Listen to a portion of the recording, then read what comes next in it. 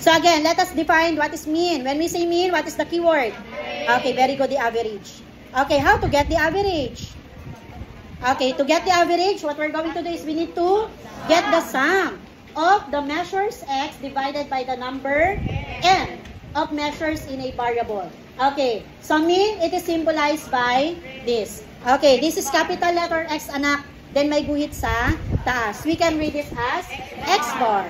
So kapag may nakita kayong ganito, automatic kahit hindi na isulat yung word na mean. Siya yun. Ito si mean. Ha? Okay, and this is the formula in finding the mean. Okay, again, who is this?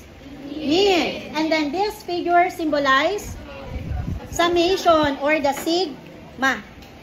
So, yan yung sigma. When we say sigma, summation, anong kinukuha natin?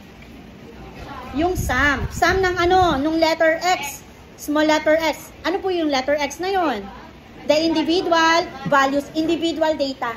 So, gaget natin yung sum. Then, ano po yung capital letter N na nasa baba? Okay, the total number of values or the total number of data. Ilan lahat yon? Okay, again, we're in this mathematical term is the sum of the data and the capital letter N is the number of values in the data set. So this time, we're going to use that formula to find the mean of the given and group data. Okay, the given situation is the age of the grade 7 hydrogen, we have 12, 13, 13, 13, 13, 13, 13, 14.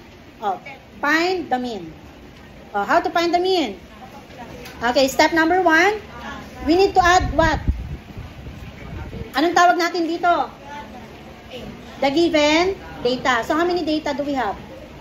8. So, ipa-plus natin yan. Ito po yung gagawin natin. And then, i-divide natin. Ano yung denominator natin? 8. O, sige nga, add natin. Mano-mano. 12 plus 13. 25 plus 13. 30. 38 plus 13. 51 plus 13. 64 plus 13. 77 plus 13. 90 plus 14.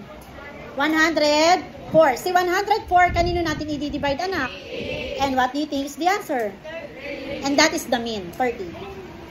Do you understand? Oh, another example. Example number 2. Girls, can you read? The 5 players of basketball team have the score of 10, 15, 20, 10, and 25. Find the mean score. Okay, again, how to find the mean?